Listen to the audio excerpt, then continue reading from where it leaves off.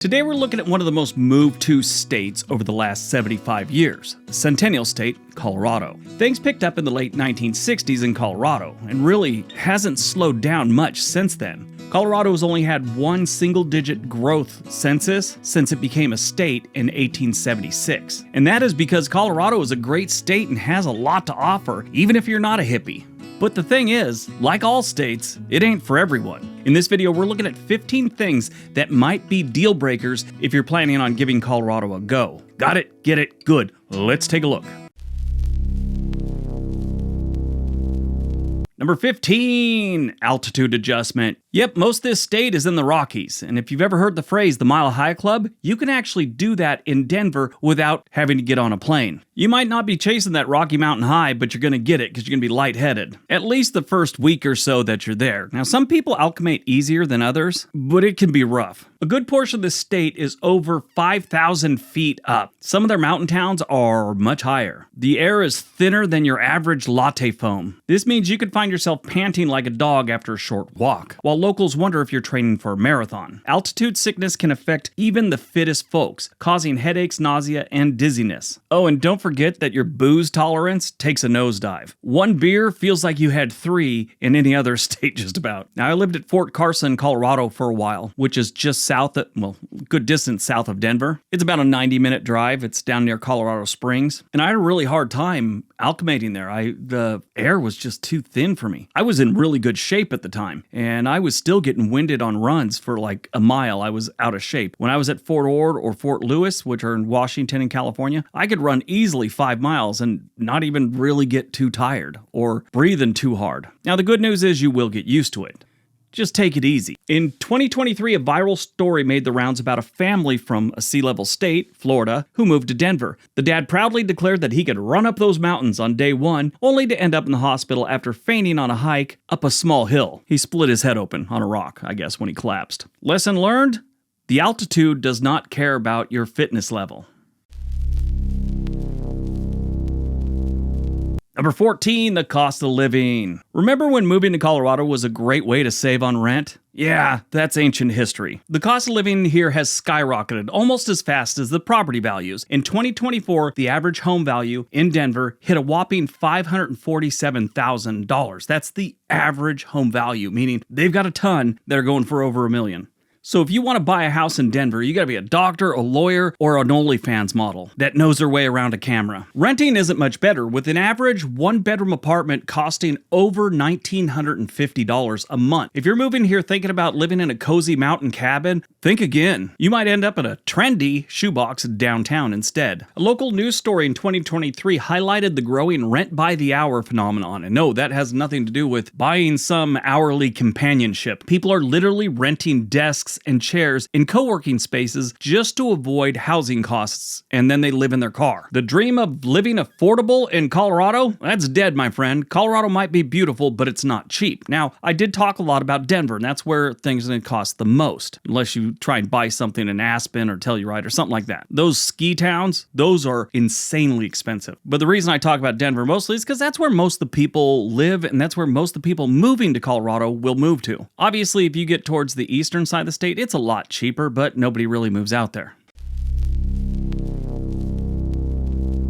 13. The traffic is a rocky road. Yes, there's plenty of open space in Colorado, but that doesn't mean you'll enjoy it during rush hour. Traffic in Denver, Boulder, and Colorado Springs has become legendary for all the wrong reasons. A study in 2023 revealed that Denver commuters spend an average 72 hours a year stuck in traffic, breathing in exhaust and moving at the pace of a sumo wrestler with a bad knee, a quirky thyroid, and a rash. The I-70 to the mountains on the weekends? Forget it. Either get up at 4 a.m. or just stay home for the weekend. In 2022, a frustrated commuter from Boulder made headlines after he abandoned his car in gridlock and jogged home, live streaming the whole thing. He was passing cars. But if you do get stuck in traffic, you better hope you have an Audible subscription. That's that audiobook service from Amazon. I have it. I like it. Number 12, the wildfires. Colorado's wildfire season is a sequel every year that nobody asked for. Every summer, the dry conditions combined with rogue campfires, lightning strike, or random acts of nature results in vast areas of the state going up in flames. In 2020, Colorado experienced its worst wildfire season ever. I think that was the same year we had it really bad here in the Pacific Northwest. I took a train trip from Portland down to Los Angeles, and the whole time the sky was just orange. It was gross. And I lived in California most of my life, and I had to deal with that weather and the brown skies during wildfire season. I think that was the worst I ever saw it. Anyway, in 2020, the Cameron Peak fire burned more than 208,000 acres. The air quality during these fires can be so bad, it feels like you're chain smoking in the back of a Volkswagen bus with a bunch of Rastafarians. Smoky skies create that whole apocalyptic aesthetic, and that's neat if you're in a zombie movie, but living through it, it's rough on your lungs. Don't move there if you got COPD. You'll end up walking around with scuba gear on. Wildfire evacuations are becoming a regular summer event. In 2021, a wedding in Boulder made headlines when the couple had to relocate their ceremony mid-event due to a fire evacuation. Guests were literally running from flames in their fancy outfits. Just the sort of chaos you'd expect living in Colorado. Number 11, it's dry. Yes, it's dry. Get ready to moisturize a lot. Colorado's semi-arid climate is perfect for cracking your lips, drying out your skin, and making the inside of your mouth feel like you've eaten dust. You might think it's nice not to have to deal with humidity, but after you've downed your 10th glass of water for the day and your hands still feel like sandpaper, you're going to start missing that East Coast stickiness. Static electricity will become your new best friend. Wearing wool socks? Expect to zap yourself every 5 minutes. We'll get back to that after a brief message from today's sponsor, Aura. As someone who spends a lot of time on the internet, it's important for me to know where my information is and who's got it. If you do a quick Google search, you'll find out who's got your information, and it's pretty upsetting. There are these people out there called data brokers, and they sell your information to scammers, spammers, and anyone else who wants to target you. This is how they make their money, so you know they're pretty good at it, and they keep getting better. Your full name, email, home address, health records, and your relatives, it's all out there. That's why I've been using Aura, the sponsor of today's video. Aura shows me which data brokers are selling my information and automatically submits opt-out requests for me. Clearing this information will help with spam and lowering the risk that someone's getting your information they need to hack your online life. Hackers can get into your bank account, your social media accounts, and get a hold of other sensitive information. I get other features like antivirus, VPN, password management, parental controls, identity theft insurance, and more without downloading several different apps. It's very easy to set up, and best of all of this comes at an affordable price that sometimes is what you would pay for a single service. We all have hectic lives, and it's good to have someone like Aura on your side. You might have one or two of these tools already, but not having Aura is like locking your front door and leaving your back door wide open. I value my privacy and I value yours, so you could go to aura.com/Briggs to start a 2-week free trial. There's also a link in the description area below. All right, back to the video. Number 10, tourist invasions. Now, this is a big problem with Florida, at least parts of it, and of course Southern California and a few other places. If you move to Colorado, you'll be living in a very desirable place for tourists. But in Colorado, the tourist traffic never stops. Whether it's ski resorts during the winter, hiking trails in the summer, or people just coming to experience the great outdoors, you're basically living in one giant Airbnb. The mountains you thought would be your private retreat are swarmed with out-of-towners, and the lines for ski lifts make you feel like you're at Disneyland without Mickey Mouse's ears to soften the blow. Locals in Breckenridge were fuming in 2022 when a group of tourists decided to host a nude yoga class on a popular hiking trail. Let's just say the view that day was not what hikers were expecting.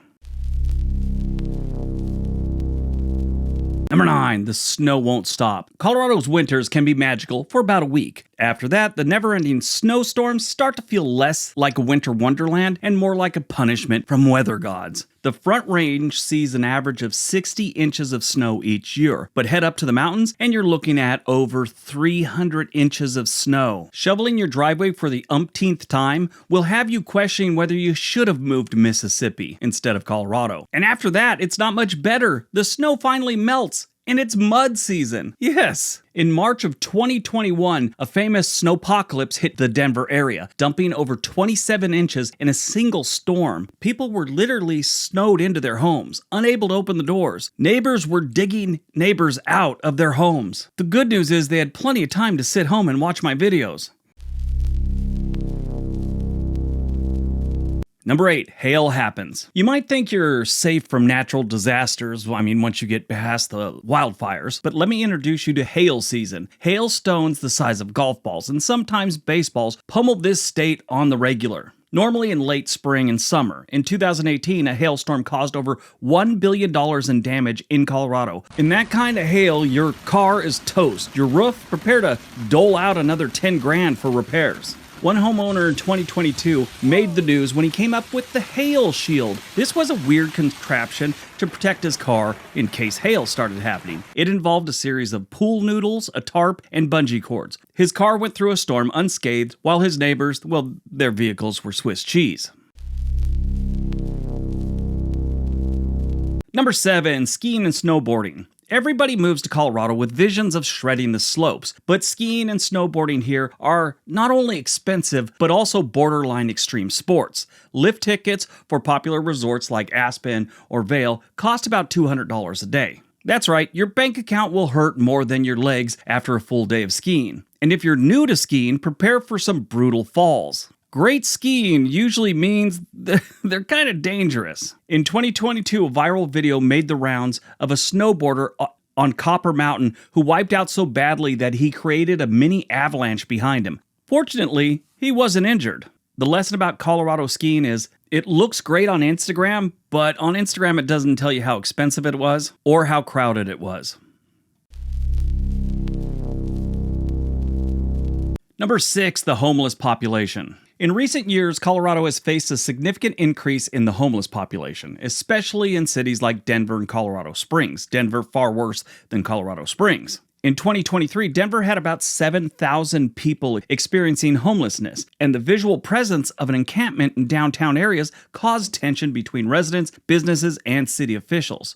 You may have moved to Colorado for the mountains, but the urban areas are grappling with this complex issue. And honestly, it's not going away anytime soon. I've been barking about it for about 3 years now. I'm in Portland. We had one of the worst cases in the country. So it'll be here for a while. One of the more bizarre stories in 2022 involved a group of residents in Denver's upscale Capitol Hill neighborhood. They found a community garden in their local park. It turned out to be a homeless encampment's vegetable plot. Talk about making the best out of a bad situation. But the city stepped in and removed it within days. After all, they weren't paying rent, even if they were growing their own food.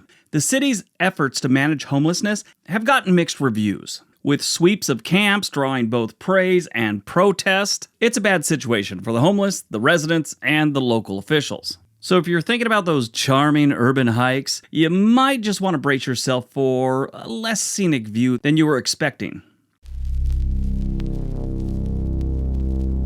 Number 5, the electric lettuce laws. Yes, Colorado was one of the first states to legalize recreational lettuce, which has brought in a lot of tax revenue and tourists, believe it or not. Now, to a lot of people, this doesn't matter. I don't care either way, but some people, this has rubbed them the wrong way. And if you're an anti-electric lettuce person, and I'm saying that so I don't get demonetized, that might be a deal breaker for you. I know a lot of people that wouldn't move to Oregon or Colorado once that became legal in just those two states. Now it's pretty much legal in just about every state. But Colorado was one of the first ones. And now they have tour bus. Yes, you could take a ghost tour on a bus where that's perfectly fine to indulge in. Matter of fact, one broke down on the I-25 in 2023, causing a minor traffic jam. The stranded passengers, all in a blissful state, started an impromptu drum circle right there on the highway shoulder, only in Colorado. Number 4, bears in your backyard. Now, this is a problem in a lot of states like Idaho, Montana, Wyoming. That's some wild land out there. And sometimes animals find their way into people's backyards. When I was growing up in Los Angeles, mountain lions would always end up in someone's backyard, normally on the outskirts, because Los Angeles has this whole mountain system surrounding it almost entirely. Well, not entirely, like the east side and the north side. Well, the mountain lions sometimes come down looking for some cat food, or your cat. Doesn't matter to them. Colorado, you might just find a bear. It's happened more than a few times. So if that's the type of thing that'll freak you out, it's probably something you should do some research on, and make sure your neighborhood doesn't have like a forest or open land behind you. I have a pond behind my house, and I see all kinds of weird stuff roaming through my backyard. We don't have bears out here, though. Now, obviously, that's not going to happen that much in the Denver or something like that area, but if you're up near Aspen or places like that, it's going to happen. In 2023, a family in Aspen woke up to find a bear had broken into their kitchen, snacking on leftovers from the fridge. While no one was hurt, the family did mention that the bear must have been on some kind of health kick because he only ate the organic options. Bears are pretty cool, as long as they're at a distance. I like to treat bears like I do ex-girlfriends. Keep them far enough away so I could run to safety if they decide to attack. Number 3, they don't want you. Now, this is a situation in Colorado, Idaho, and really Texas. I mean, I'm sure you're going to find people in every state that say this, but Colorado, Idaho, and Texas seem to be the biggest complainers about this in my comments section. They don't want newcomers. They've had enough of newcomers, and they really don't want you to move there. Like I've said about Idaho, if you move there from California, you're probably better off telling them you just got out of prison. They'll accept you more than if you said you came from California. Go to any video I've ever done about Colorado, and you can just read about every 5th comment is some local going, "We don't want you here, da da da da da." Well, first of all, I just said this in another video recently. Too bad. I mean, that's what happens. People will move to another state if they can have a better life there. Tons of Colorado residents have moved to other states for a better life. Every once in a while, in the history of the country, a certain state might be more popular than any other one, and it kind of sucks. Here's the thing. Don't make your state nice. I mean, if your state's nice and has jobs and it's wonderful, people are going to show up there. If your state sucks, nobody's going to want to move there. If you want to have something that is really nice and just for you, buy a house, build a nice backyard, a nice garden, maybe include a koi pond, and you can control that. You can't control people moving to your state. I mean, nobody moves to Mississippi. Number 2, the allergies. Colorado may look like a pristine outdoor wonderland, but the allergy situation is a freaking nightmare. Dry climates, coupled with pollen from native plants like sagebrush, juniper, and cottonwood, make allergy season feel like an all-year affair. An affair with someone you don't like. You'd think moving to a place with less humidity would help this out. No, Colorado's arid landscape seems to specialize in making your sinuses hate you, or you hating your sinuses. It's so bad in 2023, a Denver news station ran a story about a woman who moved to Colorado for the clean air and ended up developing severe allergies for the first time in her life. She was so frustrated that she created a YouTube channel that documented her daily struggles with tissues, nasal spray, and antihistamines. All right, before we get to number 1, if you enjoy what we're doing here, please subscribe to the channel. It's free. Leave a like and a comment. All right, on to number 1. And number 1, the grass is not greener. Water is the new gold in Colorado. Thanks to ongoing drought conditions, the state is constantly grappling with water shortages. Now, this one is a problem that doesn't seem like a big deal at first. I mean, it's an inconvenience. There's special restrictions, there's laws. But the problem is the future. It's going to get worse. I think it was in 2022, the snowpack got pretty good, but here they are again. Everyone acted like the end of the drought. You know, it was all over for California, Nevada, Arizona, and Colorado. No, about a year and a half and it went back to drought conditions. Everyone assumes that Colorado has these mountains and everything's just wonderful and there's water everywhere. No, not hardly at all. It's the West. Almost every single state in the West is suffering from a drought, and Colorado is one of the worst. So you got to live with strict water usage laws and might even face steep fines for overwatering your lawn. In 2024, a proposal to limit lawn irrigation to just 2 days a week in Denver caused a major uproar among suburbanites trying to maintain their perfectly green lawns in an increasingly brown state. In 2023, there was a great video going around the internet. It was 2 neighbors in Aurora, Colorado, screaming at each other over one of their sprinkler schedule. Some people take the drought very serious, others not so much, and they'll just run their sprinklers wherever they want. But you always have that one person in your neighborhood that's gonna enforce all the rules. Apparently, one of those dudes was the rule enforcer for the neighborhood. It's a dry state, folks. Get used to landscaping with rocks. One of the biggest reasons it's going to get worse is the amount of people moving in. People need water, and their growth is not really showing signs of slowing down. Eventually, some city out west, maybe Denver, some major city like that, will have happened what almost happened to Cape Town, South Africa. They had day zero when the taps ran dry, meaning people are just turning on their water throughout the city and nothing was coming out. That's a scary situation, and it'll eventually happen. Alright, that's today's video. If you enjoyed this one, you're probably going to enjoy one of the videos being suggested to you right now. Go ahead and give one a click. Everybody have a great day. Be nice to each other.